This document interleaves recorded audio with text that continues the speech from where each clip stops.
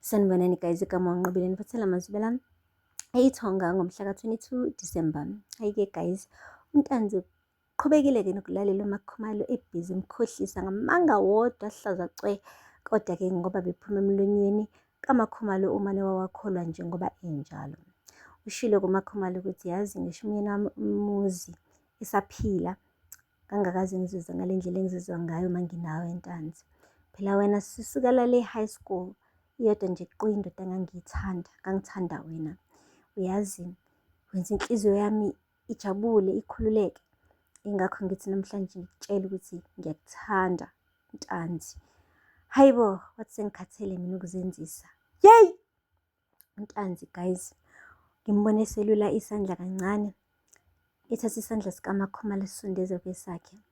Ukukhombisa khona phela uphawu lolo ukuthi-ke uyavumelana nayo yonke into kade eyicela uMakhumalo kuyena. Akupheli-ke lapho guys, ugijimile-ke uNtanzi wabiza umhlangano ophuthumayo, ebiza phela wonke umndeni wakhe wakuNtanzi ukuze phela awuxoxele lezi ndaba ezimnandi kangaka. UMduduzi, uMam Faith, uZama kanye noPhinda bathe behlala phansi bebuzana bodwa ukuthi hayibo lo mhlangano oyisigubhukane umayelana nani na? Hayi wamane nje uNtanzi wangabe sabapholisela amaseko wabatshela kahle ukuthi hayi, ngithi anginazise ukuthi impela kunelunga elisha sha lomndeni esizoba la ekhaya koNtanzi. Impela leli lunga alizile ukuzovakasha, kodwa impela lizoba liningi lekhaya. Lizophambana nalo ngisho egcekeni lehle lenyuka. Impela lesi sivakashi sizohlala sinethezeke lekhaya. Ngithi aningaxwayi-ke mese nibona lokho kwenzeka. Uphinda-ke ngokuphapha wabuza ukuthi ngabe usethenge inja entsha yini?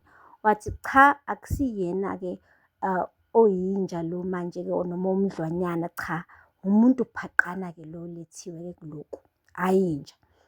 Wathi hayibo, ubani loyo? Kubuza uZama. Esebona phela ukuthi kuyacaca ukuthi usekukhuluma mncane ovuthe ekhaleni-ke empilweni kaNtanzi. Washo-ke ukuthi hhayi uMakhumalo. Wathi hayibo, muphi yena? Wathi uMakhumalo munye nje vo la esigodini sase-Ezulwini. Ikhuluma ngoMakhumalo Magwaza. Ha! Kwabe ngathiwa ihlebe ngeva inhliziyo kaZama. Wathi uMakhumalo, hayibo baba, uyayizwa lento oyishoyo? Wathi ngizwa kahle, futhi mina naye besesivumelene nayo yonke into. Kusho kona-ke ukuthi-ke kuzomele ngamamkele, futhi onenkinga-ke nalokho bandla umnyango uvuliwe, angaphuma nanoma inini. Wathi uZama, hayibo baba omncane, Mam Faith, nathula nje. Yeyi bathula ngampela guys, bathule ngathi bafile ngoba phela bayabona ukuthi mengase kuthiwa bayawuvula manje umlomo bazoswela indawo yokuhlala. Guys, ngapha-ke kuMagwaza impela singathi-ke naye uMbongeni bekade sengasajabulile neze manje njengoba sibona ukuthi le nto le iyaqhubeka. Futhi-ke isiqala uba diphu-ke manje njengoba naye uNtanzi esevumile ukuthandana noMakhumalo.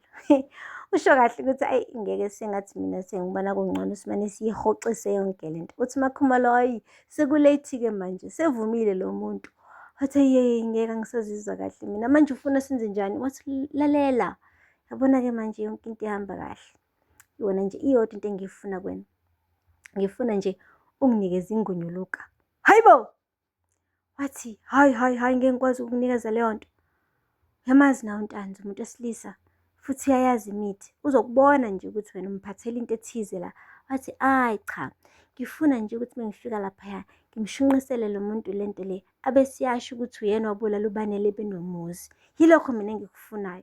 Wathi ngeke manje uzokwenza ngomuthi lokho? Wathi ngizokwenza ngawo impela, futhi nginike lo muthi owengonyuluka ngoba uma kuthi anginiki ngizohamba mina ngiyele kusithole ngiyoyifunela mina mathupha. Hayibo!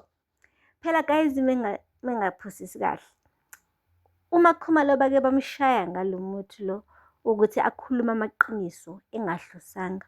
Eshawo yena uMbongeni uwazi kahle.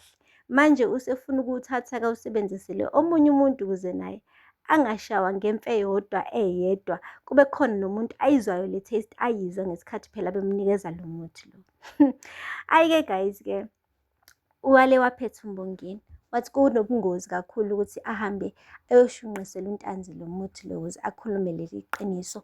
Kodwa-ke uMakhumalo bekade seyimisele ngoba ufuna ukwazi kahle ukuthi ubani wabulala umyeni wakhe futhi ubani wabulala indodana yakhe. Akupheli-ke lapho. Guys, uMakhomalo kuhambile wofika qathatha koNtanzi.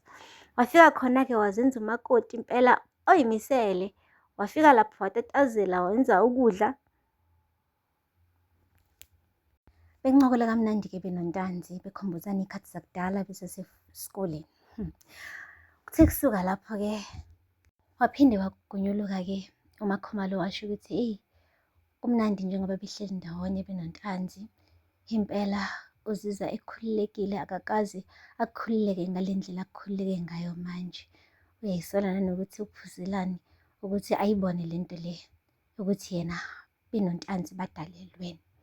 Hhayi-ke sekusanjalo-ke uNtanzi wamane wabona kungcono ukuthi bamane beya ngasekamereni, ngoba phela uyabona ukuthi hayi cha, sengathi uthando luvutha amalangabi khona la kuMakhomalo.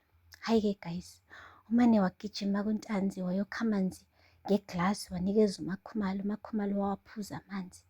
Hhayi, uNtanzi-ke lokhu embheke emehlweni uMakhomalo. Washo kodwa ukuthi yazini kodwa ntokazi, ungakhathazeki, mina ngizolalela okushiwo wena. Mekuwukuthi wena ufuna ngikulinde, anginankinga, ngingakulinda nje isikhathi sonke ungasithatha nje, mina ngikujahe ngalutho. Wamane nje wathi uMakhomalo, hhayi cha, kanti khululeka, mina ngifuna wena nje, angifuni into eningi, angifuni kulinda, ngikufuna nje wena uqobo lwakho. Hayibo, thuke ngomuzwa nini kuthi ngampela u-girl uzimisele ngokuthi athi nje like break all boundaries just ngokuthi ufuna iqiniso ukuthi ubani owabulala umuzi benoBanele. Guys, iyangithusa-ke le ndaba. uNtanzi umane nje wathi eyi, ngamane ngomelwa amanzi mina uqobo lwami masukhuluma kanje. Uthini? Uqinisile ngampela? Wathi yebo, ngiqinisile. Hayibo. Manje-ke lento izomqhatha-ke ngoba phela into abangavumelanga nanga nayo benoMbongeni leyo ukuthi impela kuyoze kiwe emakamereni. Bekade ethe kuMbongeni uzoshunqisa phela, ebese-ke kuphuma amaqiniso kuphela. U-girl sengathi manje usethathe i-risk enkulu nokwenza akekho ngisho kuMagwaza laphaya ukoNtanzi manje. Kusho ukuthi meke wabanjwa angeke asaphuma kuloya muzi ephila. Guys, kahle kahle uyayinikela ngempilo yakhe njengamanje koShaka, abakhamisile abalindele ukuthi bamhlephule noma inini, and akukhona noyedwa oyilunga lomndeni wakhe ozomsiza mekwenzeka kuba khona izinto ezenzakalayo laphaya koNtanzi. Nanokwenza-ke akekho omunye umuntu omthandayo ngaphandle kaNtanzi. UMduduzi, Mama Faith uzama-ke benophinda, guys, bangamudla ephila. So nje mengase kuthiwa uyathola uNtanzi ukuthi hey, lo mama lo udlala ngaye, hhayi, ayikho into ethi Ntanzi engeke imnwephule guys. Yonke into ethi Ntanzi izomnephula, ngisho izinja zaNtanzi zizomhlephula uMakhomalo. Guys, afana lawo mfaka amazibela namhlanje, ngakhohlwa ukusubscribe and like and comment. Until next time, bye. Sanibonani guys, igama uNqobile niphathela amazibela ami eyiThonga ngomhla ka 22 December. Hhayi-ke guys, uNtanzi uqhubekile-ke nokulalela